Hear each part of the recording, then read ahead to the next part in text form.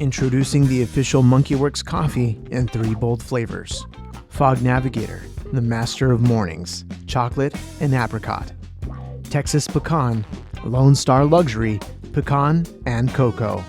House Decaf, full flavor, no buzz, smoky dark chocolate.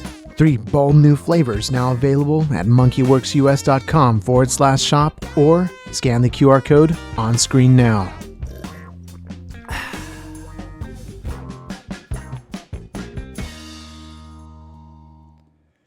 All right. Hey, welcome, folks. Mil-Spec Ops Monkey here. It is going to be your SITREP. It's 11 a.m. Central Time, coming to you live from the Monkey Lounge here in the great state of Texas. It is 9/11/2023. And listen, if we're going to get into some of the details around the cost of this war and all of the indicators that nobody is really prepared from a European standpoint to even go up against Russia. If you haven't figured it out yet, the deep state is scrambling because they are about to lose Ukraine, and they have a multitude of assets in that region that they can't afford to lose because they've been working on it for about 80 years. And if you don't know what I'm talking about, go watch Oliver Stone's video on YouTube, and it's called Ukraine on Fire. That'll give you kind of a backdrop of who is there and how long they've been there. And it'll definitely open your eyes. So with that said, let's do this. I'm going to bounce on over here to our mini board. We're going to start it off in Skyglass as always and kind of get into the deets here. So here we go. Currently sitting at around, 414 aircraft up. Seems like that would be a really high number, and it is. But keep in mind, too, I've pulled out 38 T-38s and 90 Tex 2s from that number. So it is still, let me just, you can see where all the trainers are located. That's going to change. They're trying to get some flight time in this morning before the weather starts rolling in. It looks like we got a pretty promising shot at getting some rain here in the state of Texas and Oklahoma. And it's good, much needed. And I will tell you that our cows could certainly use it. So, all right, let's do this. Let's jump over here into our watch list and kind of kick the tires. Now, what I'm going to start out showing you was the traffic last night and late yesterday. If you're familiar with EAMs, it's kind of a Morse code, encrypted Morse code that is sent out by the military. And the U.S. Air Force was pumping one out. I think it's called Emergency Action Message, I think.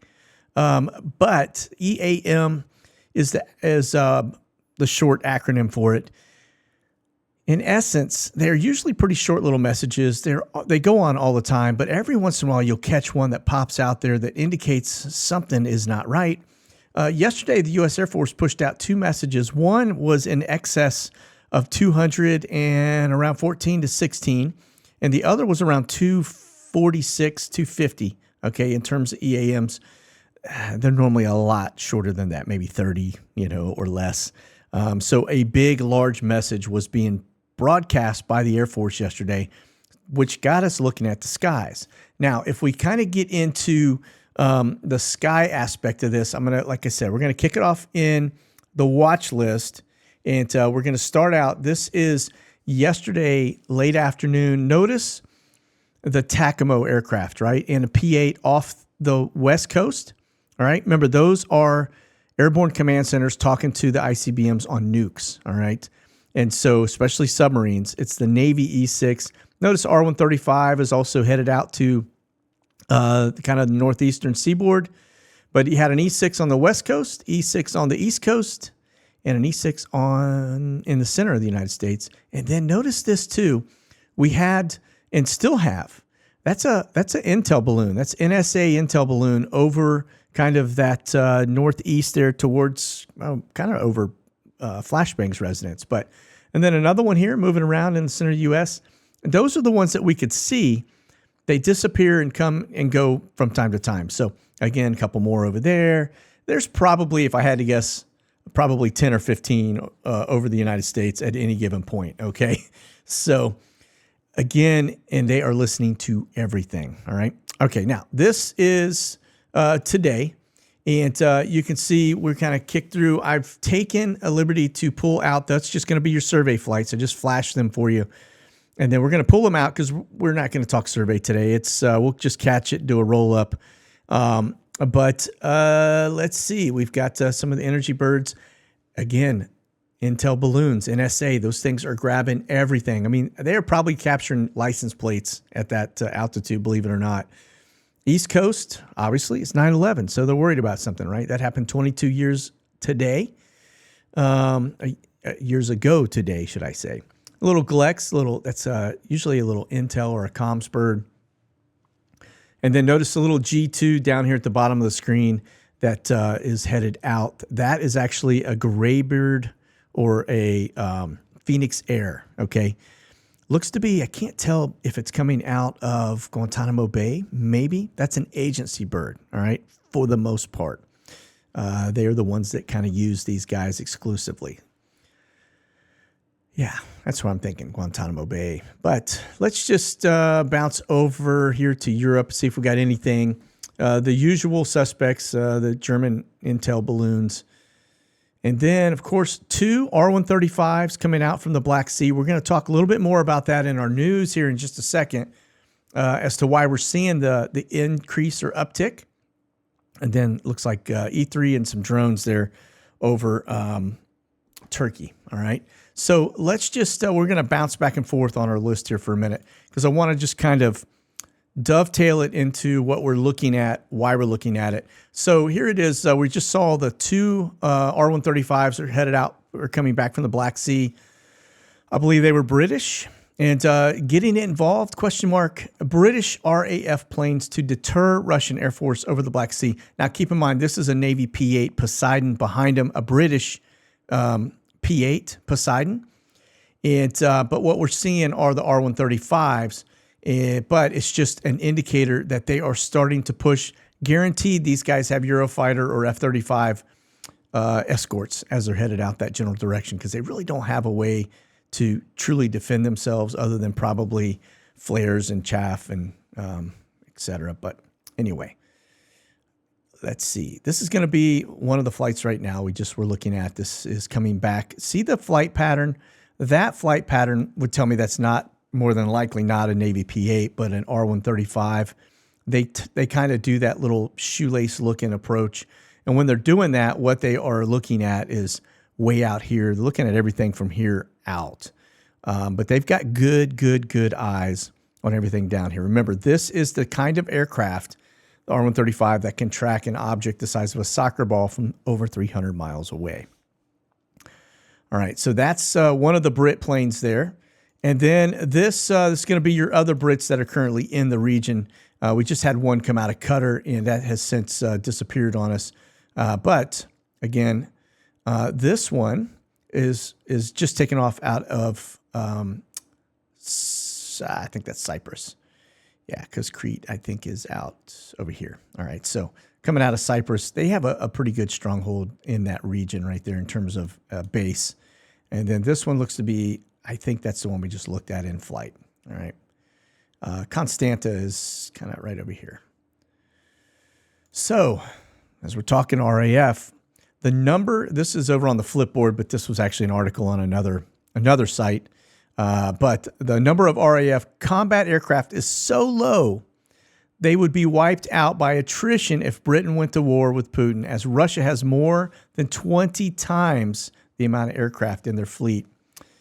And that's not good because they're probably one of the larger folks in terms of maybe other than Germany that has a lot of aircraft over there. Italians might be a little bit, but the Brits are you know, they're probably bigger than most of the others. So this is not a good sign, okay? And we've been looking and talking about a lot of those same signs as we got into the Ukraine aspect. So let me just pop this up. This is from our discussion the other day in the SITREP. This is only this year, okay? So keep in mind that the United States, and that's only the U.S., by the way, 26 times they funded Ukraine this year. You can look at the dollar amounts all the way from $1.3 billion, $6.2 billion. There's a lot of hundreds of millions in there. The total so far is around $130 billion from the United States to Ukraine in terms of what we have provided in terms of funds, okay? And that's to buy security and all kinds of different things, all right? And so now let's take that image away and let's pop this image up right here.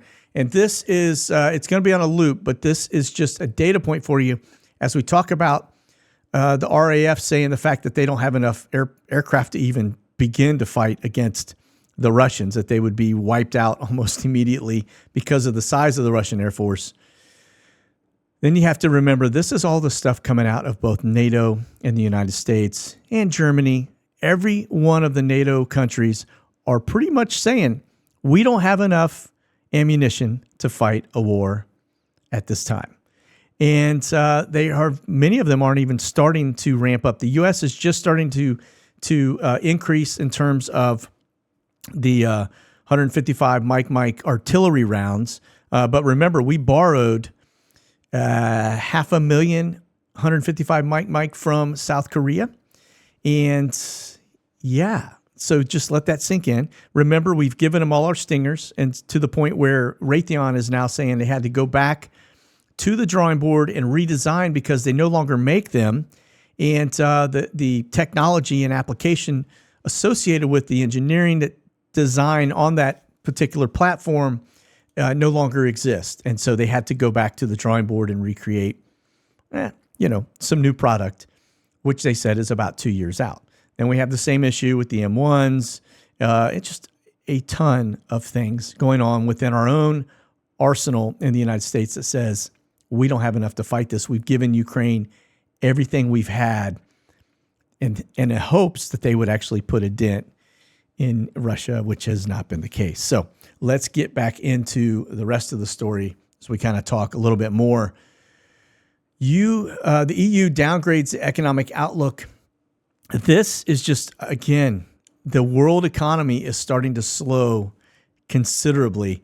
The EU has already announced they're in a recession. They've been in a recession, but look at this. They've downgraded it today, saying the economic outlook is projecting slower growth for the EU countries from this year and next.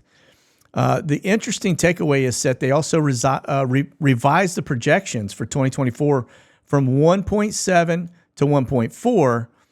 And in a similar way, the area's GDP is expected to rise only 0.8 this year instead of the previously reported 1.1 and 1.3, and in 2024 instead of the 1.6. So the 0.8 is about half of what they were originally projecting in terms of GDP. So again, it's just another indicator that the whole world is starting to really slow down. We already know China's in it. Russia is having the issues. United States has been falsely reporting that we weren't in it, but I think most of us can feel that things are chugging right along very sluggishly. And EU has come out, formally announced that they were in a recession. So, all right, let's go back over here to our other board stuff, and let's take a look at the tanker activity up currently right now. Notice this is in Europe, and it looks like one is a Reach. That's going to be carrying, more than likely, it's a logistics bird. And then notice there's some efforts going on for air refueling over the North Sea and then down into the southern European nation areas. And then, of course, the U.S., a little lighter than usual, but notice you've got it off the East Coast there towards Jacksonville, which would be an indicator we've got fighters down south. We've got them up north of the Carolinas near Virginia and then to the northeast. So it looks like the whole eastern seaboard has quite a few fighters up right now. Again, 9/11, you expect to see that. And it looks like the West Coast has got some fighter activity, as well as a Reach plane getting airborne. But handling out there off the Pacific. I think most of the threat seems to be East Coast centric in terms of what they are worried about. All right. Okay, let's talk the TACAMOs. This is Take Charge, Move Out. We just looked at those on our last watch list. These are, again, Navy aircraft that are talking to the subs for the most part, right? Notice East Coast, West Coast. So we're looking at West Coast here, out over the water, center of the United States.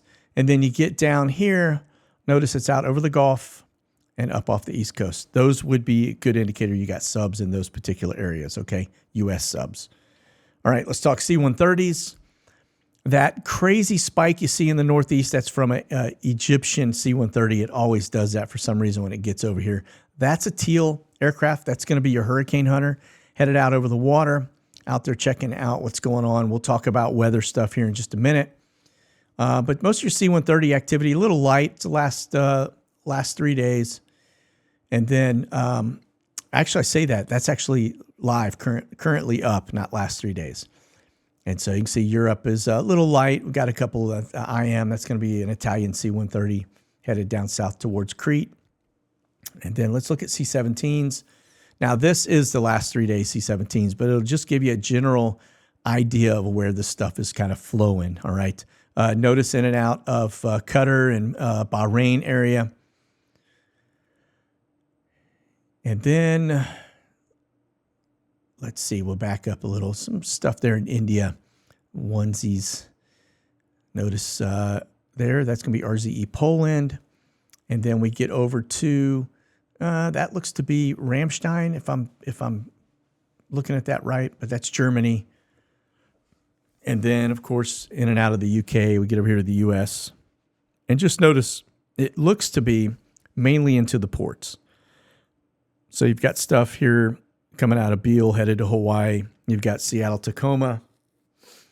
And then, of course, up the eastern seaboard ports. Looks like Charleston, Savannah area, right? Then we get up here to the Northeast. All right. Okay, let's talk NOAA for a minute. This is going to be your weather guys. Notice the flights and notice just track where the weather's located right now, and that would be a good indicator. That's why they're in those areas. All right. That's a U-2 that's over Central Florida. I don't know what that one's doing.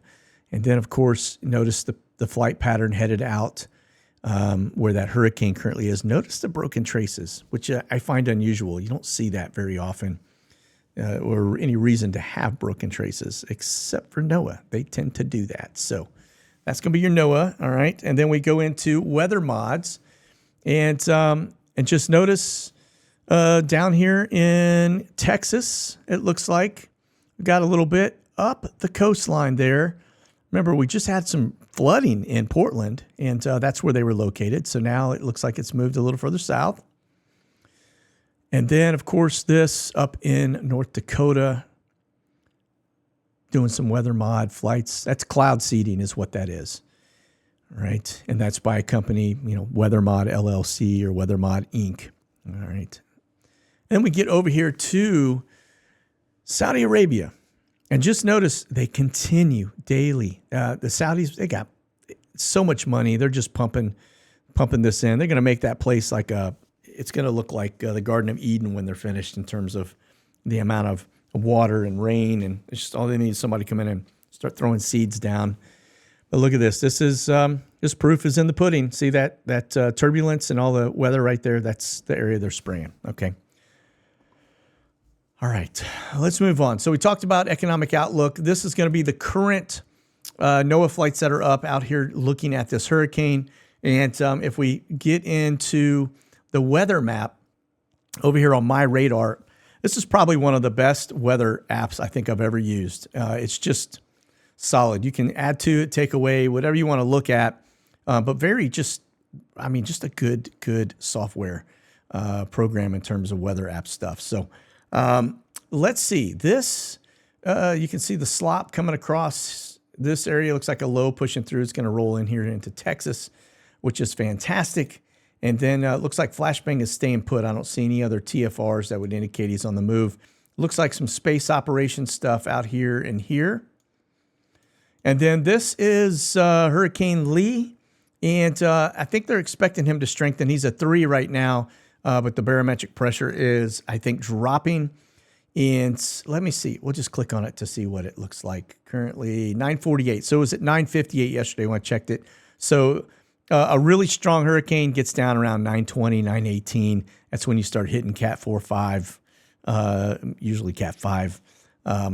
in terms of intensity. But the thing I want to point out about this is notice the jet stream and where it is currently located. There was some airflow right here, originally pushing north, which if this were to hit that, you would think it would divert and head just north like this. But notice the flows now are coming around and back up the East Coast. As much as this model wants to say this thing's headed northbound, I just don't see anything to push it that direction. With the wind coming this way would be an indicator that it would kind of straighten out a little bit and come in a little more and then come up the East Coast. And maybe that jet stream will change before it gets there, but it is very slow and gaining strength at this moment. Again, indicator, notice the airflow is going this way. What do they expect that to do? Hook a hard left and head out towards Hawaii because of the way the airflow is going on the jet stream. So now it, looking at it, looks like most of that is where this is going to be, and that therefore it would head that way. Before, this wasn't here, and this flow was a little over more this way, which maybe would have brought it out to a rain event here over California. But anyway, I'm not a meteorologist, but I'm pretty sure it's raining bananas. All right. It's that time of season, that time of year, really. All right, let's move on over here to the volcanic activity. And this is another one. These are not necessarily all of the volcanoes that are blasting right now or erupting. These are flight alerts for pilots to avoid this area because you've got Krakatoa hitting, Dukono, Manam is another one, and then you get up here to this off of in Russia actually. But notice that's an ash cloud, right? That's telling pilots don't fly across this area at that altitude because it will tear up your engine and potentially do some harm to the aircraft, maybe even cause it to splatter. So, and then notice here too, all the way from Mexico down here, you got two of them here near Fuego and Santa Maria. And then you get down into Peru and Chile and let me see. Yeah, Ecuador. Yeah, so very active from a volcanic perspective right now.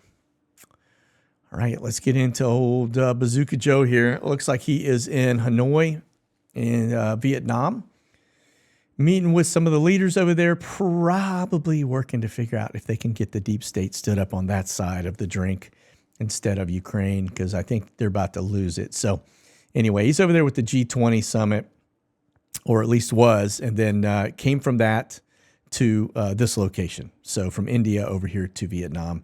And that was the purpose of his trip right at 9/11.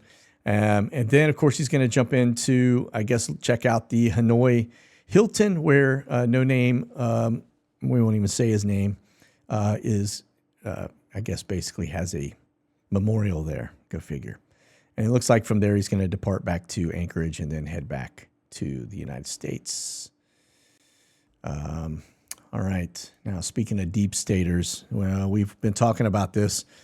This guy, zero respect for him whatsoever. He is a deep state, flaming left liberal. And Ukraine's counteroffensive only has about a month left. He's saying he's predicting that, but I will say they're looking at the numbers. They're saying about 30 days. He said outside of maybe even 45 days. But they're running out of time because weather is about to set into the region.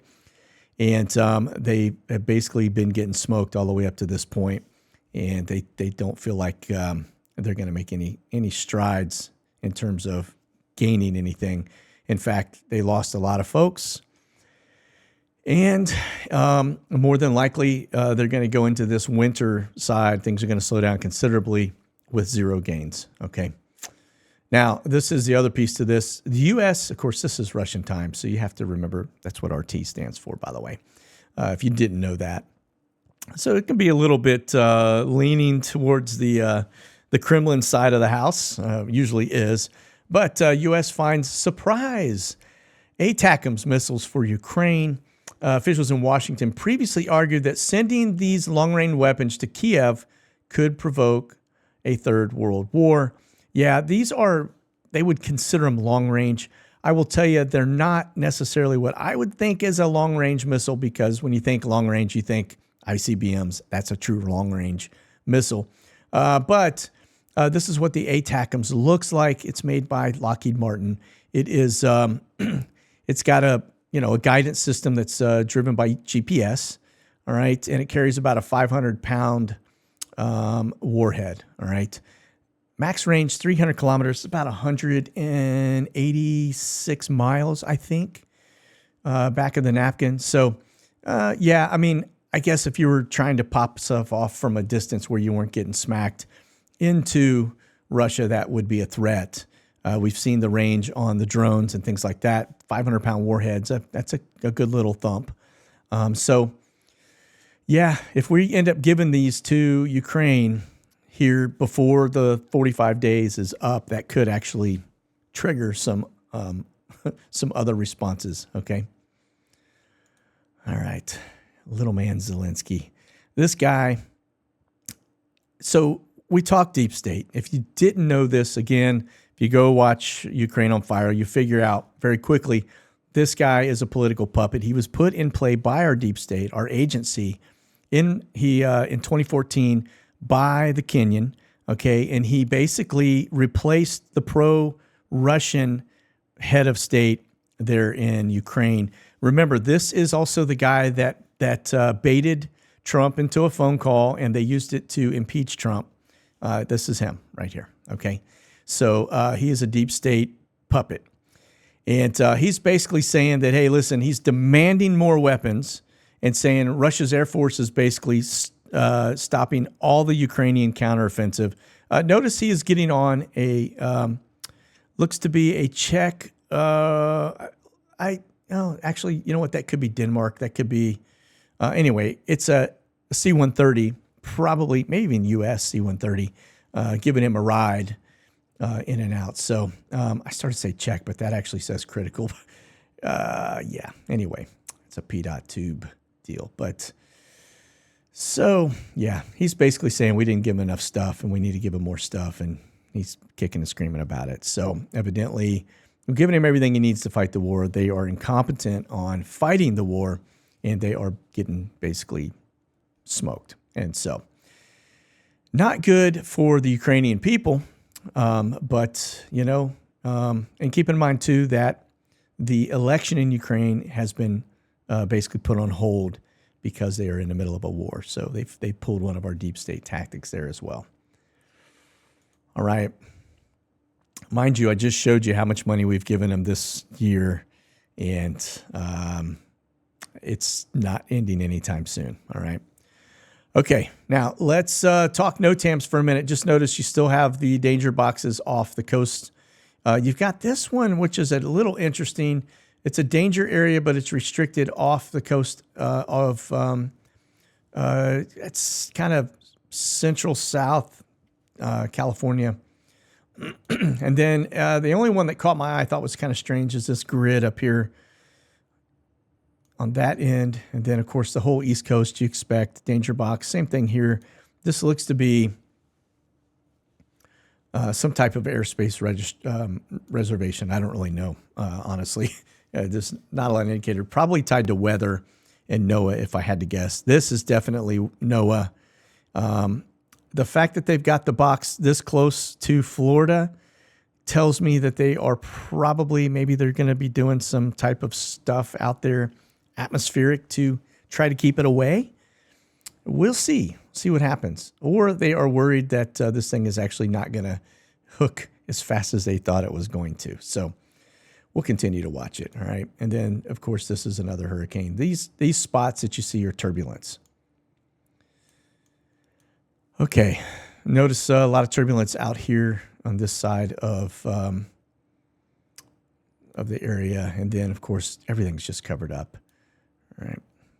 Okay, let's just move on. Nothing really has changed much. We do have a major event getting ready to break loose right here, a NATO exercise. And then let's look at the cyber attack standpoint. Just give that a second to marinate, but just notice it's still peppering one directional as it has been for quite some time. You don't see anything really going outbound. All of it's coming inbound from everybody. So again, that could be what triggers that black sky event that they seem to be, talking about. All right, North Korea debuts a rocket launcher that appears as civilian trucks, kind of their little variant of a Club K. But remember, Club K is not the same as this because that is biological, chemical, nuclear. It holds all three of those kind of warheads. These look to just be missiles or rockets. Interesting, kind of looks like an ice cream truck. And then you've got these look like dump trucks.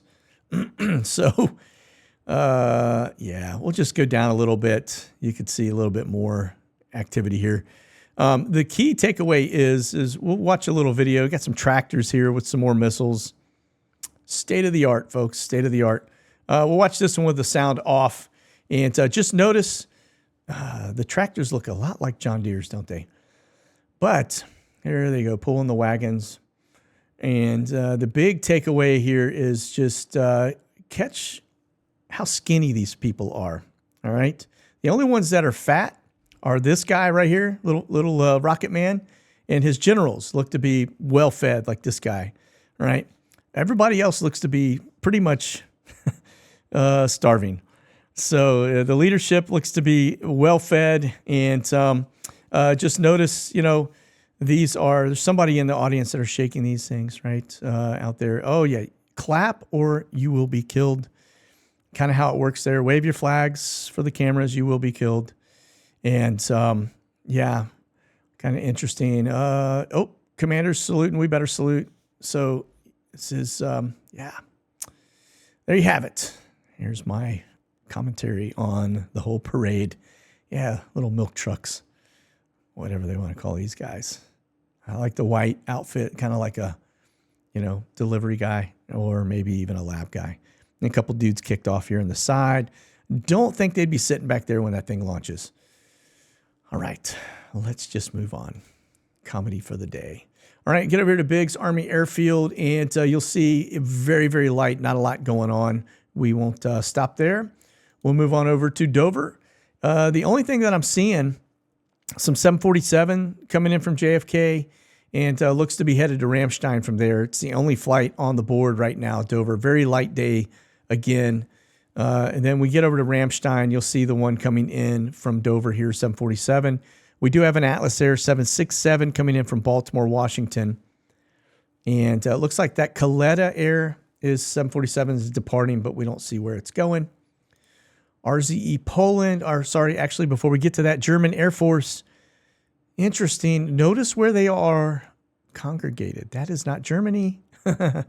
That's Africa. All right. Then there's the ones up in Germany. But yeah, looks like they got some stuff, boots on the ground down in Africa. And let's move on. This is RZE Poland, forward operating base. Very slow, at least it was a little while ago. I'm just going to go through and see if there's anything that catches my eye. Not seeing any 747s. So given the fact that Milley, the deep state crony, has mentioned the fact that they've got 30, 45 days left until this thing is over, you would think we would be seeing a massive push of stuff coming in to get them ready before that window expires. And I'm not seeing that, which may tell us that what we see is what we're going to get, and that they may be basically sunsetting this whole plan. Let's see what happens. I don't see him giving up without a fight just because this is a stronghold.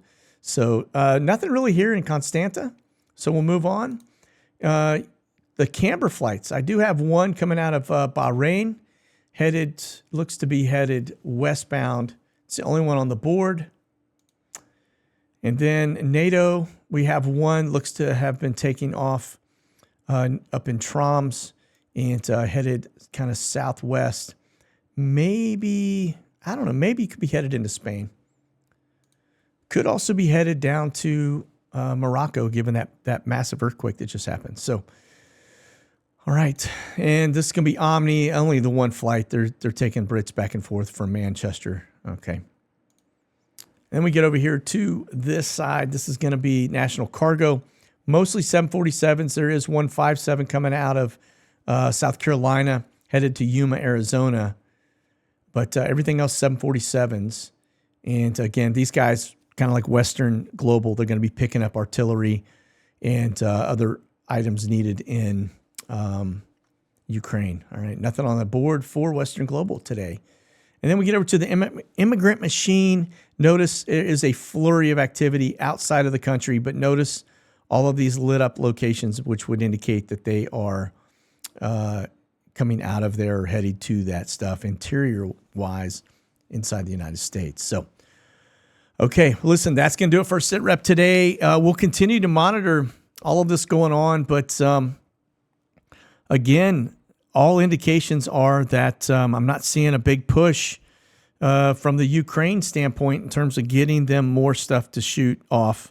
Again, I don't know if it's done any good. It doesn't sound like it has. To me, it seems like these guys are like the Helen Keller of stormtroopers. They're just blasting everything and not hitting anything. So not a good way, but it's depleted everybody's resources throughout NATO. And if we have stopped kind of putting quarters in the machine, then maybe there's, they're going to sunset this whole deal and find other location to re-engage their efforts from a deep state perspective. So, all right, that's it. You guys be safe out there. Stay frosty. We'll talk soon. God bless. Monkey out.